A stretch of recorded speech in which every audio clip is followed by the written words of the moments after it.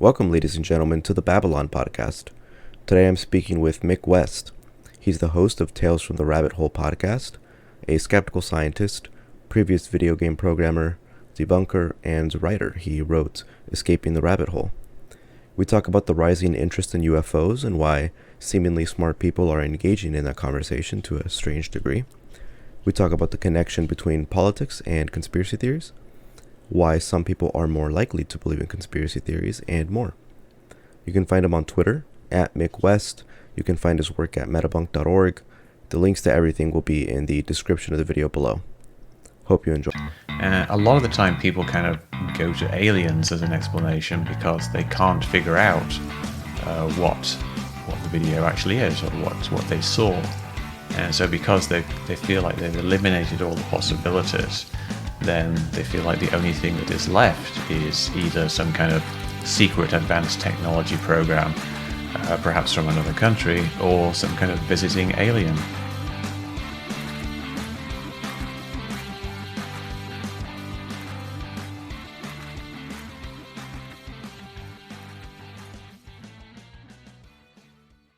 All right, so today I'm joined by Mick West. Mr. West, thank you so much for joining me today. Very glad to be here, Vincent. So I'm really excited to have this conversation with you because conspiracy theories for the longest time, at least in my mind, have always been this thing that's very esoteric that not many people really look too deeply into. You'll probably run into your uncle at a dinner party or something along that, which you'll be subjected to hearing a conversation about something that he heard on Alex Jones or whatever it may be. But recently, this has been becoming more and more popular. We saw this becoming popularized with the flat Earth conspiracy theories. And recently, we also see something emanating from the Pentagon, which a lot of people believe that there's these UFO videos that are pretty compelling. So far as to say that the biggest podcast on the planet, Joe Rogan, is certainly an aficionado of this. He's had Bob Lazar on, and Lex Friedman had, I think, one of the eyewitness people who saw one of these videos live. So I'm really excited to talk to you about this.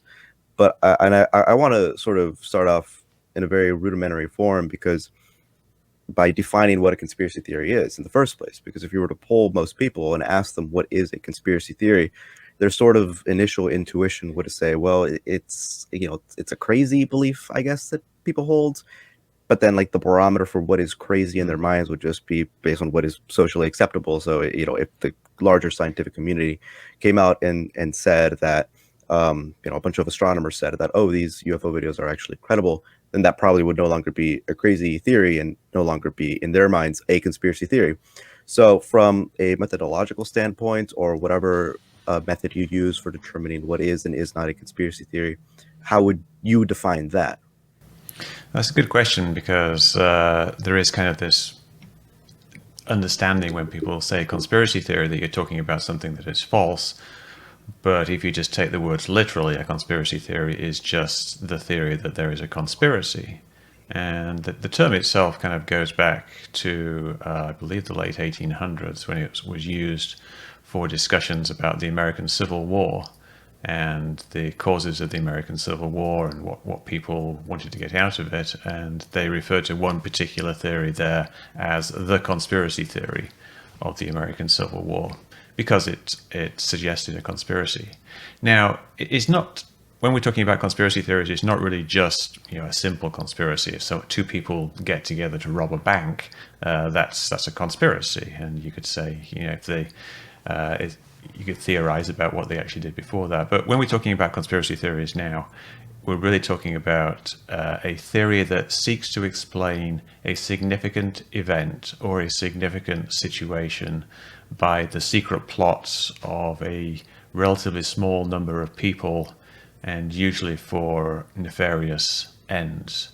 Like, basically, people acting in their own self-interests in small groups secretly, seeking to alter world events. And conspiracy theories are most commonly associated with big events. The classic one really is the Jfk Conspiracy Theory, which is really a whole bunch of different conspiracy theories. Like, there's one theory that Lee Harvey Oswald was working for the Russians or the Cubans or the mafia, or he wasn't working for anybody and he was just a patsy who was set up by the CIA. So there's all these different theories. But the thing they all have in common is they're all seeking to explain a significant event, which people feel must have some kind of significant explanation. And then when you come to things like UFOs, it's not so much trying to explain a specific event, it's more trying to explain a situation. And what people see with UFOs is they think that there is some kind of government cover-up because they think that there's all this evidence of UFOs flying around, and yet the government isn't saying anything about it being aliens or about it being amazing technology. So it's an attempt to explain something by invoking a conspiracy. Yeah. Yeah, I think that's a great place to start. And I'm really interested in what got you interested in this field, because whenever I speak with people who really look into this sort of, like I recently spoke with Chris Shelton, and he likes talking about a lot of sort of not just conspiracy theories themselves, conspiratorial thinking and cults and these sorts of things.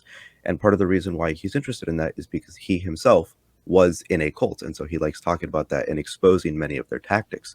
So what got you interested in this in the first place? Because I know you used to be a video game programmer for Neversoft Entertainment, which I think did like the Tony Hawk games. So it's Yeah. quite a jump, I believe. Yeah, I used to be a video game programmer. I've got my Tony Hawk skateboard over there on the back shelf. Is it signed? Yes, it is. It's one that Oh, he nice. gave to me and all the other team members after we finished the first game. So it's quite an antique now at this point, back from the late 1990s.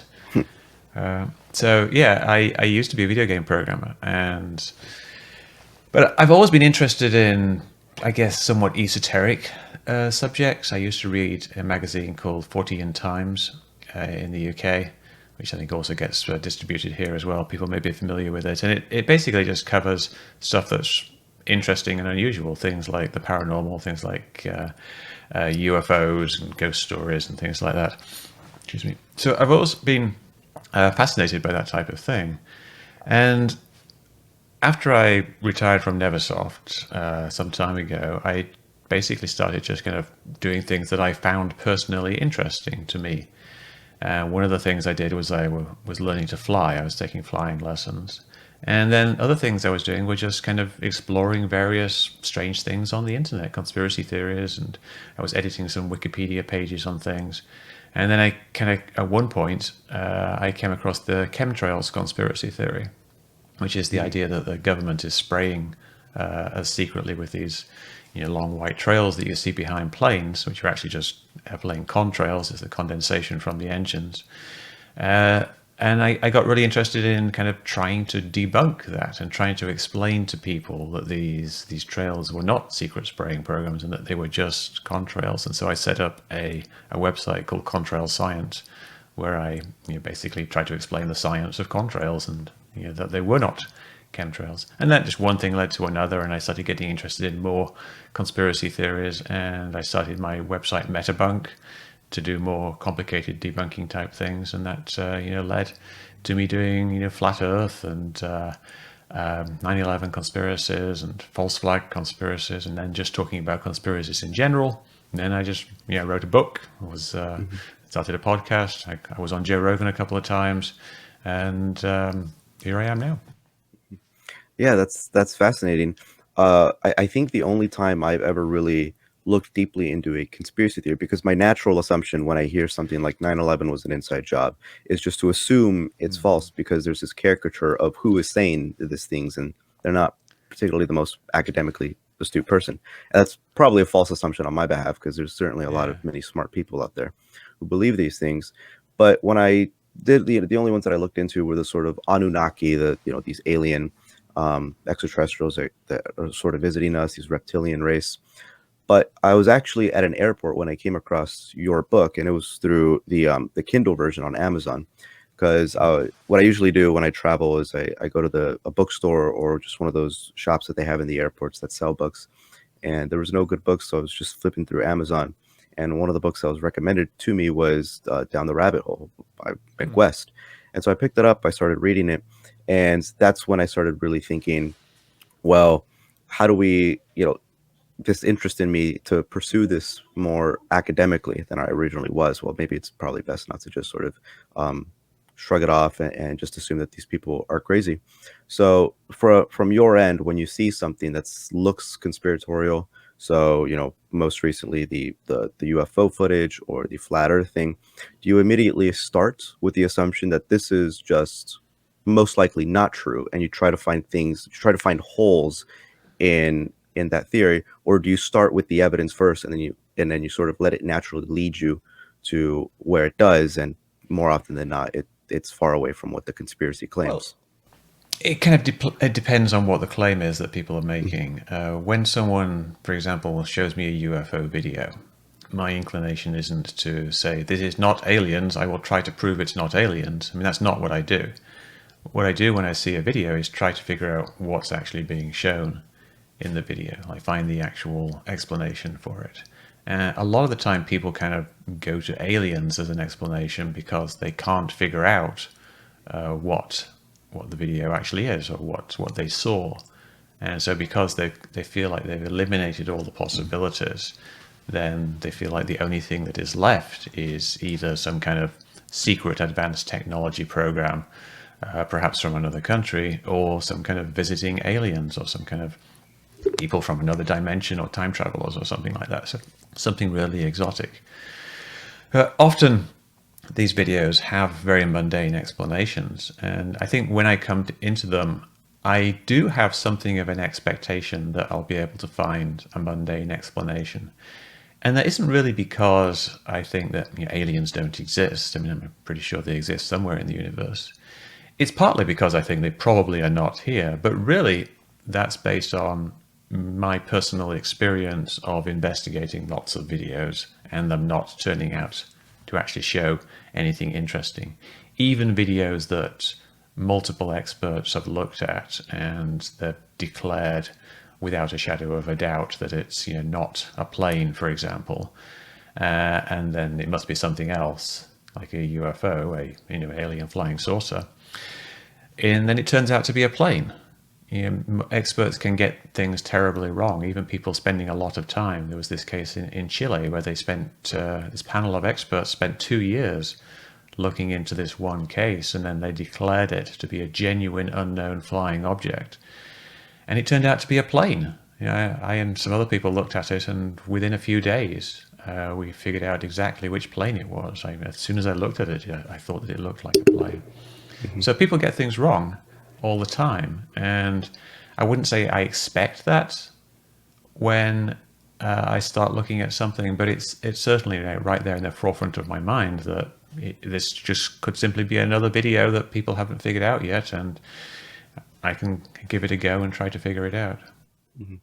Do you think that sometimes politics plays a role in whether or not people become conspiracy theorists? Because when I was thinking about 9/11, I started thinking about whether or not there was a political motivation for believing that that was an inside job. And I feel like sometimes there appears to be a political motivation for why some people would want to believe that the Clinton family has a high kill count, or behind why George Bush wanted to start a war with Iraq. So I feel like sometimes, and I could be wrong about this, and I generally tend to be wrong about things, the politics comes first. And then because they're so entrenched in that political belief, they very easily adopt these. They'll very easily believe that the Clintons knew Epstein to some uncomfortable level. Yeah, that's definitely a big factor. I wouldn't say it comes first, but I think it's a very significant factor in whether people will believe a particular theory. Especially if it's something like election fraud. If you go back to the Bush-Gore election, most Republicans think that it was all fine because Bush won, and more Democrats thought that Bush stole the election because Gore lost, and they think that Gore should have won. And you bring that forward to the current situation with Donald Trump just losing the election. A very large number of Republicans think that the election was stolen from him, but very few Democrats think that. So the political leanings of a person does very much lend itself to certain types of conspiracy. There's a saying that conspiracy theories are for losers, which is basically meaning conspiracy theories are for the losers of an election. So if you lose an election, you're going to start making all kinds of conspiracy theories about the people in power and about why you lost the election. And this happened with 9/11. Most of the people who, the majority of the people who believed in the 9/11 was an inside job conspiracy theory were actually Democrats at the start, because they believed that the party in power, which was like George W. Bush, was responsible for what happened. And far fewer Republicans thought that. And over time, that kind of evened out when it became less of a political thing over time, and now it's really kind of apolitical. But yeah, at the time, it was kind of a Democrat thing, and that's just the way it goes with these conspiracy theories. I wouldn't say that UFOs have a particular slant, but of course, QAnon very much does have a political component. Perhaps the most political of all recent conspiracy theories is the QAnon conspiracy theory, which holds that Donald Trump is actually a hero chosen by a secret cabal of people to save us from a bunch of worldwide pedophile elites, who are mostly Democrats. So it's extraordinarily political, even though it's one of the more ridiculous conspiracy theories. Yeah, exactly. And that you hear this idea that they're trying to take out endocrine from children, and that's obviously insane. And yet it was covered by Fox News, which, if you want to cover something in an apolitical fashion, in an academic fashion, I think that's fine, but it's strange to pick this one. And what I often think about is I've been reading the works of Matt Taibbi, and to some extent Steven Pinker slightly talks about this, where the media has a lot to say in what the people generally believe or in what direction they'll be led towards. And what I often think about is, well, is the media covering a lot of these conspiracy theories when they decide to do so responsibly? So when they talk about the Jeffrey Epstein story and whether or not he killed himself or whether or not who's associated with him, who visited him on his island, they'll constantly say things like the Clintons were on his flight logs. And but what they'll refuse to acknowledge or say is that, well, you can see, you can look at these flight logs yourself and see where they went, and they didn't appear to actually go on the island where a lot of these situations were occurring. So do you feel like the media plays a large role in sort of directing these people into these theories when they omit this key information? Yeah, I think the media, their priorities are different from what you would want in the media. You think of the media as being the people who tell you the news. They tell you what's happening, and they provide analysis of that. But a lot of what we see in news media now is people trying to get readers, trying to get people who will subscribe to their site, trying to get people who will watch their TV show. And that becomes the dominant factor. And so media shows and media outlets find niches, and they find an audience. And Fox News has a certain type of audience, and MSNBC has a different type of audience. And so the stories you get on each channel are tailored to those audiences. There are things that they feel that the audience would relate to. And that's not to say that they're lying about everything. A lot of the times they're also doing things that reflect the political beliefs of the people who are actually writing the stories as well. So they're not exactly lying, but they're putting a certain slant on it. Fox News, I guess, is a fairly extreme example if you're talking about mainstream media, but there's even more extreme examples like One American News, which have an even more slanted view on things. And on the left, you have things like Occupy Democrats, which is they're all trying to pander to a particular audience.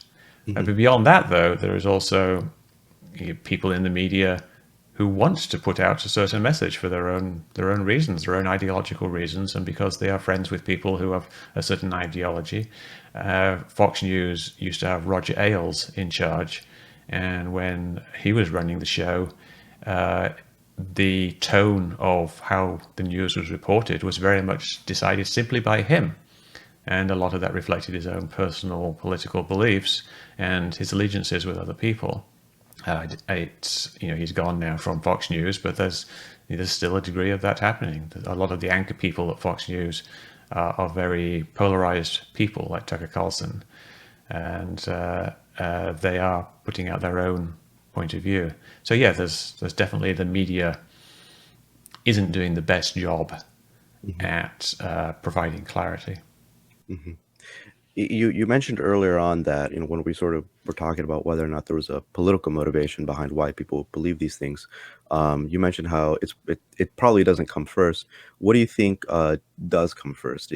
I read a few articles a few years ago that said, well, for some people, it has to do with trying to find a group that they belong to. For other people, they just seem to be more, they just need to find an explanation for things. They're not comfortable with the unknown. What, in your experience, talking with conspiracy theorists and listening to what they have to say, what do you feel like is a good measurement of what it is that a person believes or how they act? Well, yeah, there's a number of psychological things that people that kind of, let me see, how would I phrase this? Like that people have a certain tendency to believe certain things, and they have psychological markers. You could say things that you could actually test them to see if they are more likely to believe in a conspiracy theory. Like if someone has scores high on a test that shows they have a need for uniqueness. Some people, they like to feel different from other people. And you can do a little psychological test on them, just basically multiple choice questions. Do you enjoy, being the star of the show type thing? And if they score highly on that, they're actually a little bit more likely to believe in conspiracy theories. And the reason for that is that if you believe in a conspiracy theory, usually means that you feel like you have some special knowledge that the other people don't have. You describe these other people as sheep who are just following whatever the mainstream media tells them, but you know some kind of secret knowledge. You know something that they don't, and that's people enjoy that. Everyone wants to feel special, but some people like to feel a bit more special than other people. But it really only, if you look at the actual correlation, it's very small. It's only like 3 or 4% difference between people who with a high need for uniqueness and a small need for uniqueness in terms of whether they become conspiracy theories or not. So even though these little personality quirks and psychological quirks do have an effect, they're really not the driving force here. What seems to be happening with most people when they get into conspiracy theories is that they're kind of in a position in their lives when they are vulnerable to a conspiracy theory, which usually means that first of all, they have quite a lot of spare time on their hands. To fall into a conspiracy theory usually requires that you do a lot of research, which means essentially watching videos that are very persuasive and that open your mind up to this new world. So you need to actually have a lot of spare time. So people who are busy with their families and their jobs often do not fall into conspiracy theories. People who do fall into conspiracy theories are people who either are not working or they work in a job where they have a lot of time to consume media, like long distance truck drivers are one demographic that is a bit more likely to believe in conspiracy theories because they are more likely to listen to talk radio where people put out conspiracy theories. Unemployed people, people who have recently retired and they've just started listening to the radio or following YouTube channels, people like that. People who are temporarily out of work because of an accident. They used to be busy working, but now they're stuck in bed or whatever, and they need something to do.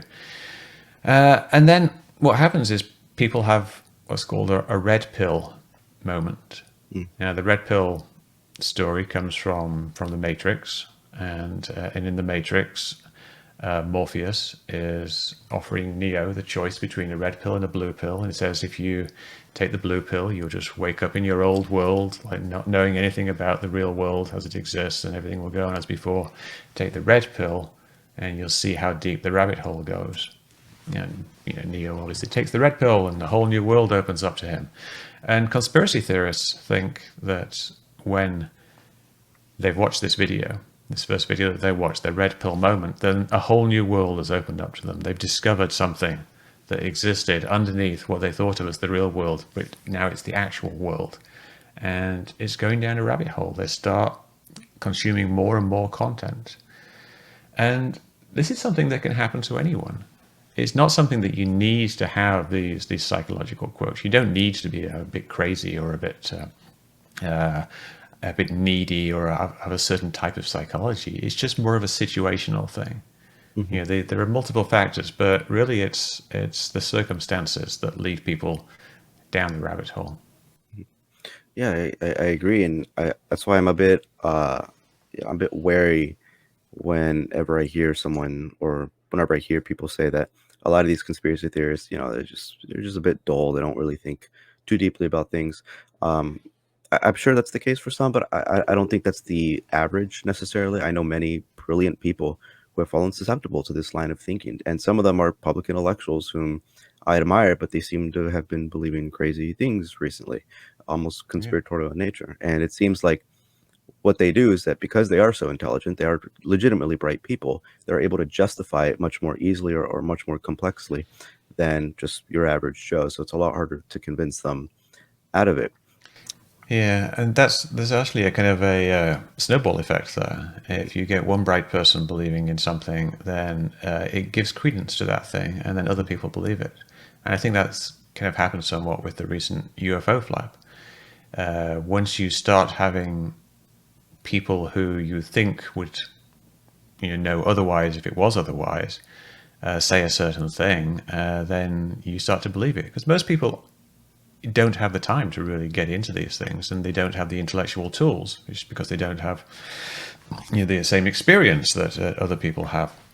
Mhm. So when something happens like with the UFOs, you get people like, say, Chris Mellon, who's someone who used to work in the government, is a fairly serious character, and you'd think he would know if it wasn't going on, and yet he professes a belief that it's actually aliens. Then you got people like Joe Rogan. He's not like a professor or anything, but he's a fairly smart guy and he has a lot of reach. And he starts saying it. People trust Joe Rogan. Then you get other people like Sam Harris jumping in and saying, "Oh, there's something going on," and there's people have contacted me and saying, "Let's prepare for the aliens." And you get Eric Weinstein coming in, and he's is an intellectual. He positions himself as an intellectual, and lots of people think that he's like this super smart guy who would know exactly what's happening. And he's like saying, "Oh, the UFO people have been right all along," and in some ways, it's a bit like the Emperor's New Clothes. You get so many people praising this thing, the UFO phenomena, and they are serious people. Like the Emperor's New Clothes. The Emperor wasn't wearing anything, but all his courtiers around him were praising him for having such nice clothes. But other people see the king's men saying it, and then they have to go along with it. And that's what's happening here, I think. And what Mhm. happens with a lot of conspiracy theories, where you get a certain amount of authority, it's very easy to draw other people in if you have that authority. Mhm. But ultimately, I think someone's going to point out that this guy isn't actually wearing any clothes. Yeah, I think Eric Weinstein tweeted out recently that said, or not recently, but when this whole thing was popular, something along the lines of that maybe the reason why the Pentagon is releasing these videos is so when something big does inevitably happen, people won't be shocked. And 2 years ago, when I first found out about him, if you were to tell me that he was going to tweet that, I would have been very shocked. So it's surprising to see that tweet, but yeah, it goes to everything that you're basically saying. And what concerns me, and this is, I'm really interested in asking you this because a lot of your videos, they're very, very technical. Most people will probably watch those videos, the layman who probably didn't, they never had to take a calculus class or a trigonometry class in high school or in college. Maybe they were business majors and whatever it may be. They're very technical, so a lot of it will probably go over their heads. And so when they're listening to explanations behind what's going on with these Pentagon UFO videos, they'll see the side for aliens or for something weird, which basically says, yes, these Pentagon videos that were released are are convincing. There's a lot of eyewitness testimony to demonstrate that these people actually saw these things, and when they saw it with their own eyes, it was really crazy. They'll hear something like what Eric Weinstein has to say, that, well, maybe they're releasing these videos to try to calm people down when something big does happen. They'll hear that and they'll say, well, logically that makes sense. But then they'll watch one of your videos in which you're attempting to debunk the claim that the plane was at water levels. Like, well, when you use trigonometry, it was actually at a pretty high altitude. But it's very complex, and it'll go over people's heads. And so what we have to do is, like, well, they're listening to something that sounds logical versus something that doesn't, that they just simply don't understand. So how do you convince them to believe you versus this person, when everything this person makes sense to them, and they don't know if what you're saying makes sense? They're just sort of kind of hoping that what you're saying is true based on your academic excellence or based on whether or not you're a physicist or a mathematician or whatever. Yeah, as it's definitely a challenge because most people are not technical, and when you give a technical explanation, it goes over their head. So I got kind of two approaches for that. One of which is try to make the explanations as non-technical as possible, and do like very simple explanations. Like you always see me pointing my flashlight at the camera to show what a glare actually is. It's a very common thing that I do, or I say, like, sometimes lenses have triangular apertures, and I'll hold up a lens that has a triangular aperture.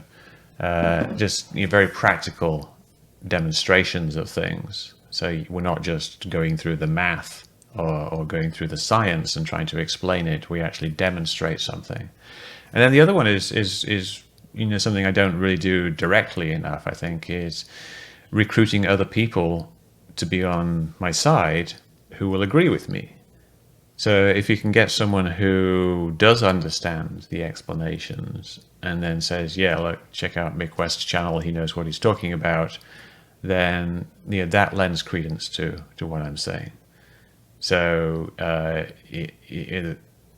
you've got to try to find people who will actually do that, which I don't really set out to do, but people just do it in general. But I think if you look at the people who are promoting it, I think Eric Weinstein is perfectly capable of understanding all the math that I did. He's obviously a very smart guy. He's got like a PhD, I believe, in something in physics, and he's invented his own theory of everything. So he's quite capable of following it. But he's basically just said he doesn't think the videos are very impressive.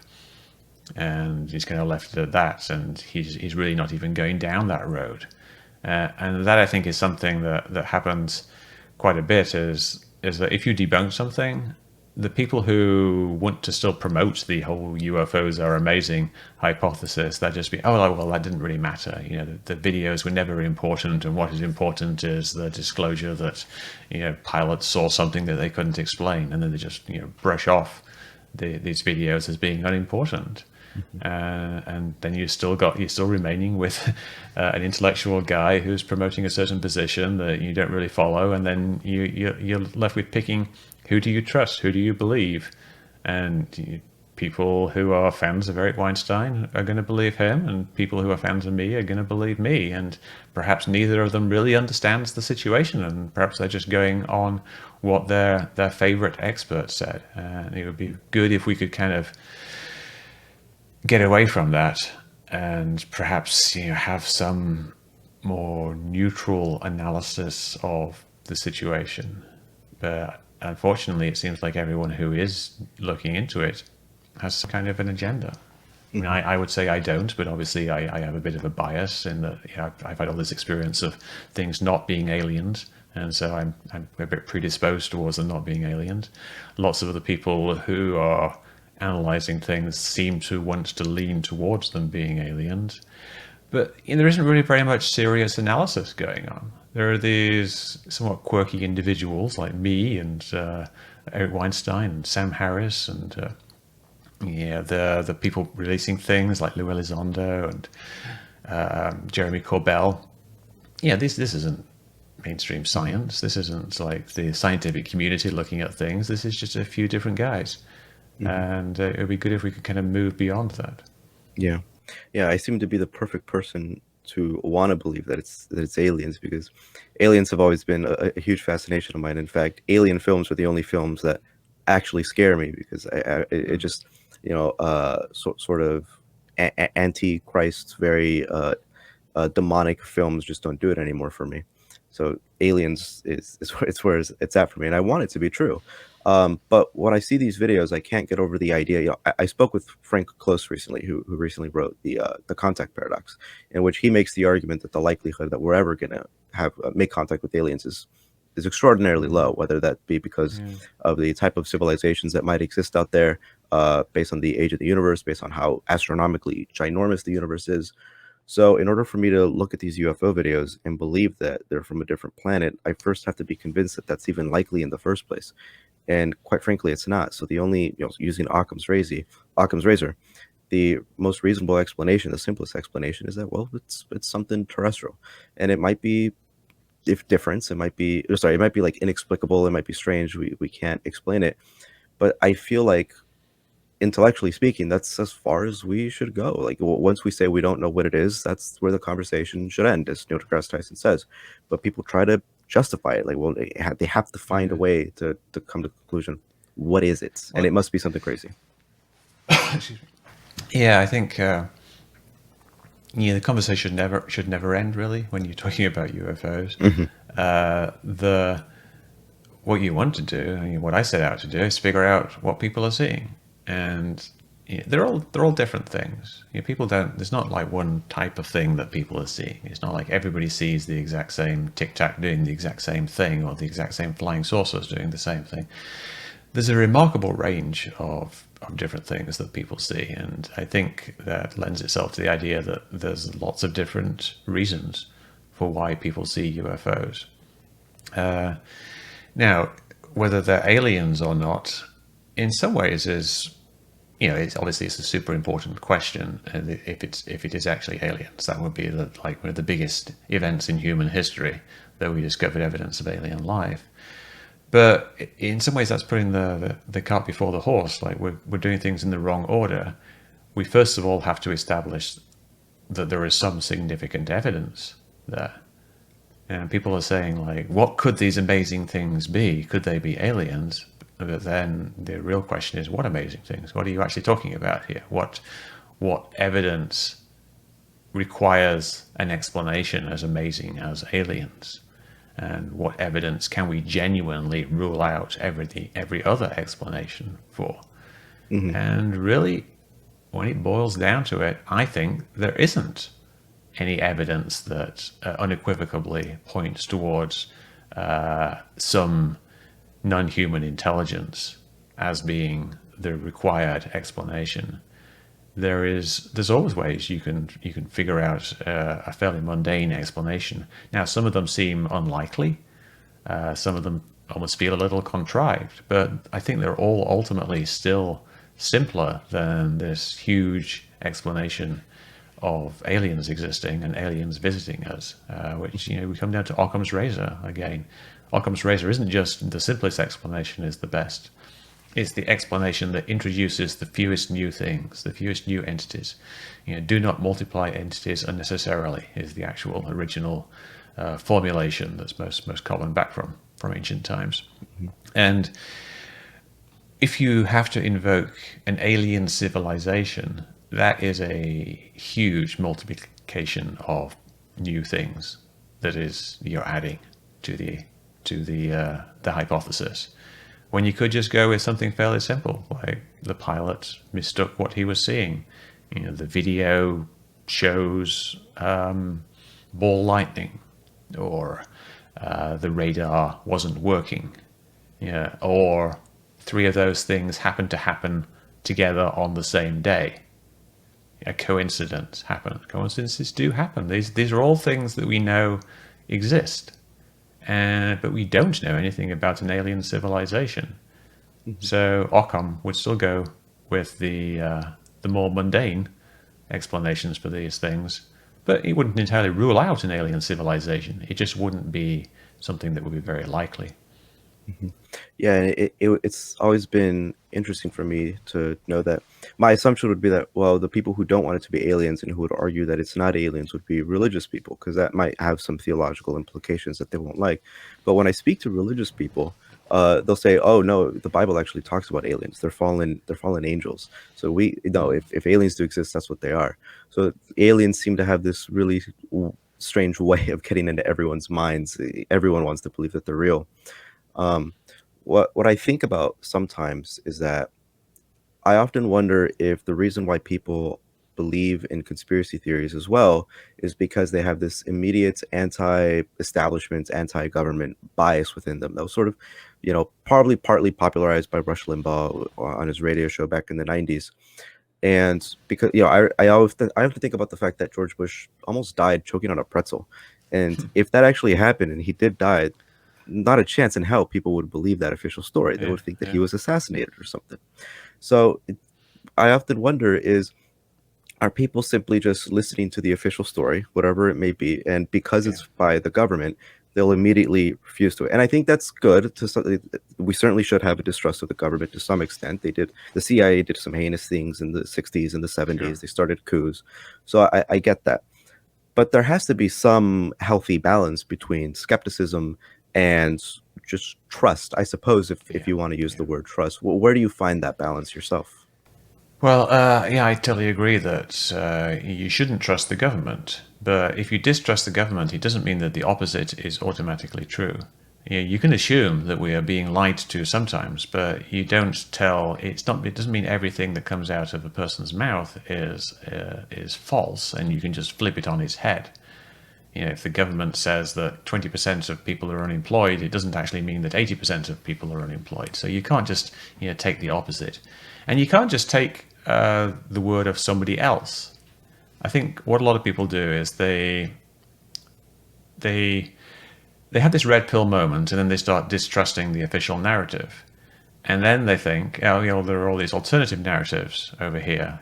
Whoever they're listening to, say it's like Alex Jones or someone like that, and so they think, well, I don't trust the government, yeah, so I'm going to trust Alex Jones instead.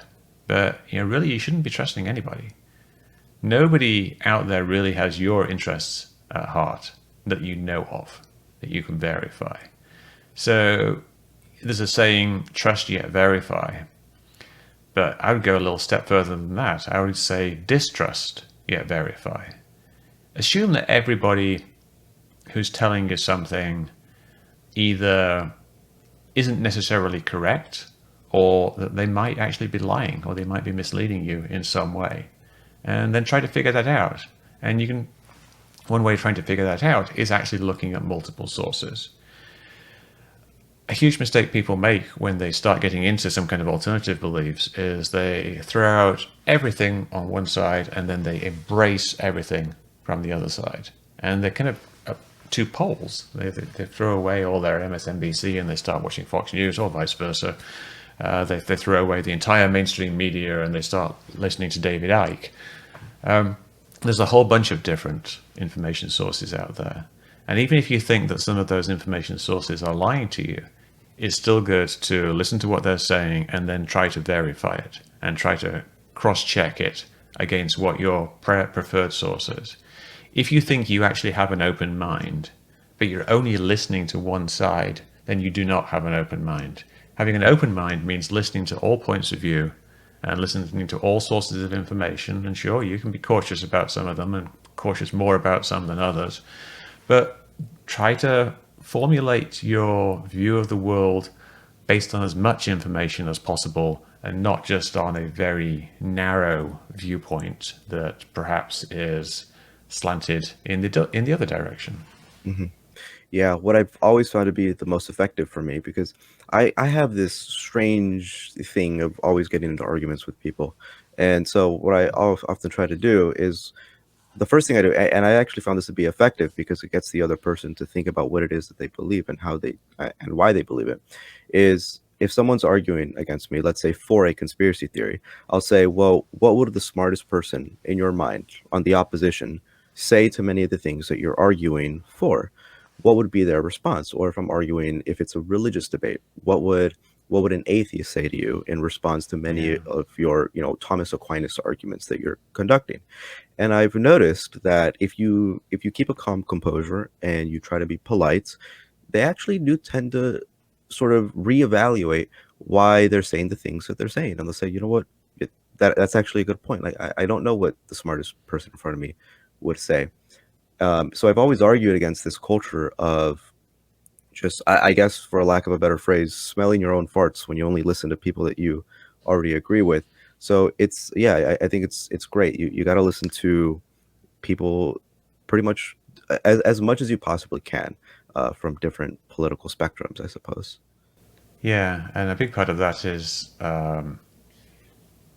getting past the anger that people have. People are often very reactive, and if that you give them a media source, like if you say, here's an article from Snopes, or here's something from factcheck.org or something like that, it can be quite hard for them to actually even read it because they automatically assume that it's full of lies. And a big part of the challenge isn't really so much giving them the right information; it's getting people to consider these other sources. Hmm. And you can do little trade-offs when you're talking to people. You can say, I will do one of yours and we'll do one of mine. Let's be even-handed here. Let's be open-minded, and I'll consider what you're saying, and then let's discuss it from a different point of view. Why did this person phrase it in a certain way? What are the actual facts behind these stories? And if you can do it in a very non-confrontational way, which is something that's actually difficult for people to do, because I think a lot of people, when they're arguing with someone who believes something that's so diametrically opposed to what they believe, it can be very frustrating because from your personal point of view, your beliefs are almost self-evident, that your belief is true. But from their perspective, it's the same type of thing. They think that you are being stupid and ridiculous and incalcitrant. So you have to view things from their perspective and get them to view it from your perspective. And to do that, you do it by talking about it at kind of a lower level. You don't start jumping in and debunking stuff. Hmm. You start out with, like you say, like open-ended questions. What do you think, somebody would say about this? What would, I don't know, Carl Sagan say about this? Or what would William F. Buckley say about this? Depending on the individual and what their knowledge of various people is. And then just kind of go from there. Like, oh, well, let's try checking a different point of view. Let's just randomly let's Google this question and see what the first link is that pops up. Or we'll Google it and we'll do the 25th link that pops up, and then we'll discuss it together and see what this point of view is, and then see if we can learn something new from it. Hmm. You can have a conversation in a way that's not a battle. It can be a shared investigation. Yeah, what I think a good experiment that I've thought about is, let's say you're a liberal, or far left, whatever it may be. Print out an article from the National Review about culture, or Daily Wire, whatever it may be. Pick your poison, and highlight with the red highlighter all the things that you disagree with, and with the blue highlighter all the things that you agree with. And I have a suspicious feeling that most people would be surprised that it's not all red. Or same Yeah. thing, if you're a conservative, go on Salon or CNN. But yeah, so I suppose the last thing that I want to ask you about is, I guess it's a bit of a normative question. Do you feel like there's some irresponsibility to sort of talk about these sorts of things? Because I think you've said it yourself. Like, well, when it comes to things like the flat Earth or aliens, it's pretty harmless. But what about when we're talking about something that has legitimate real world implications, like conspiracy theories about the pandemic that will probably put other people and yourself at risk? Is there now an issue when we're talking about conspiracy theories revolve around something such as that? Definitely, yeah. I mean, conspiracy theories cause harm, and especially ones that revolve around health situations.